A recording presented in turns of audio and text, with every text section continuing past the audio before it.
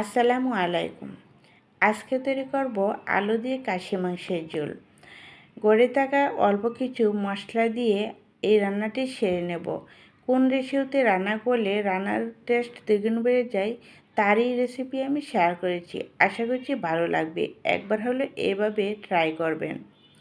প্রথমে চুলাতে একটি হাঁড়ি বসিয়ে দিয়েছি 1/3 কাপ সয়াবিন তেল আর 1/2 কাপ পেঁয়াজ কুচি।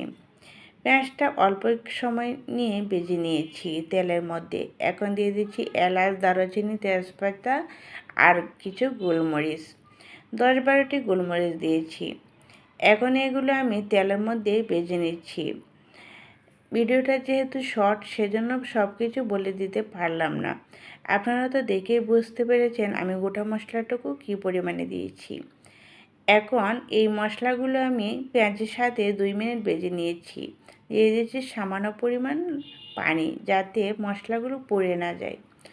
দিয়ে দিচ্ছি 1 চা চামচ মরিচের গুঁড়া, 1 চা চামচ হলুদের গুঁড়া, 1 চা চামচ ধনিয়া গুঁড়া। দিয়ে দিচ্ছি 1 চা চামচ ভাজা জিরা গুঁড়া। অবশ্যই ভাজা জিরা গুঁড়াটা দিতে হবে। আর দিয়ে দিচ্ছি স্বাদ মতো লবণ। আদা রসুন বাটা দিয়ে দিচ্ছি 1/3 কাপ। এখন চুলার আঁচটা মিডিয়াম আর লোর মাঝামাঝি রেখে আমি মশলাটা কষিয়ে নেব। দিয়ে দিচ্ছি আরও অল্প পরিমাণ পানি। অবশ্যই গরম পানি দিবেন। পানিটা দিয়ে আবারও আমি মশলাটা ভালো করে কষিয়ে নেব। মশলার কষানোর উপরেই নির্ভর করে আপনার রান্নাটা কেমন হবে। মশলাটা সময় নিয়ে ভালো করে কষিয়ে নেবেন। আমি 10 মিনিট সময় নিয়ে খুব ভালো করে মশলাটা কষিয়ে নিয়েছি। মশলার কালারটাই চেঞ্জ হয়ে যাবে আর উপরে তেল ভেসে উঠবে। তখনই বুঝতে পারবেন আপনার মশলাটা ভালো করে কষিয়ে নেওয়া হয়েছে। শুধু উপরে তেল ভেসে উঠলেই কিন্তু মশলাটা কষানো হয় না। আরও কিছু সময় নিয়ে ভালো করে কষিয়ে নিতে হয়। এখন দিয়ে দিচ্ছি 1 কেজি খাসির মাংস। খুব ভালো করে কেটে ধুয়ে পরিষ্কার করে পানিটা ঝরিয়ে মশলার সাথে মিশিয়ে একটা ঢাকনা দিয়ে ঢেকে চুলার আঁচ মিডিয়াম আর লোর মাঝামাঝি রেখে 5 মিনিট রান্না করেছি। ঢাকনাটা উঠিয়ে আবারও একটু নাড়াচাড়া করে দিচ্ছি।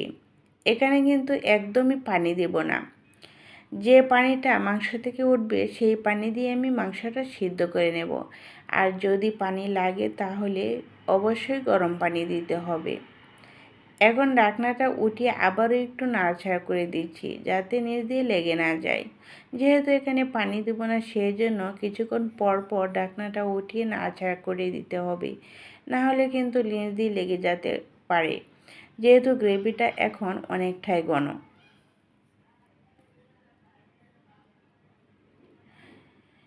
খাসি মাংসের আলাদা একটা ঘ্রাণ থাকে, মানে এই ঘ্রাণটা সবাই নিতে পারে না। আজকে আমি যে রেসিপিতে রান্না করেছি এই রেসিপিতে রান্না করলে দেখবেন খাসির মাংসের মধ্যে একদমই গন্ধ থাকবে না। আর এই রান্নার টেস্টটি কিন্তু একদম আলাদা।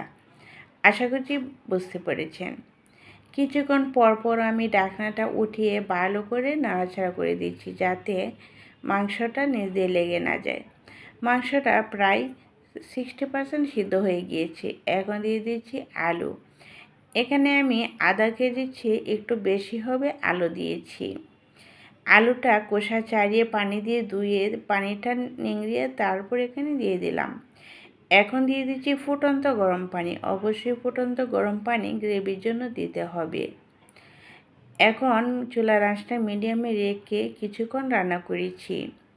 রান্না করার পর একটু নাড়াচাড়া করে দেখিয়ে দিচ্ছি, দেখেন কেমন হয়েছে। এখন আবার ঢাকনা দিয়ে ডেকে একদম চুলার আঁচ মিডিয়াম আর লোর মাঝামাঝি রেখে আমি রান্নাটা সেরে নিয়েছি। মাংসটাও খুব ভালো করে সিদ্ধ হয়ে গিয়েছে, আলুগুলোও ভালো করে সিদ্ধ হয়ে গিয়েছে।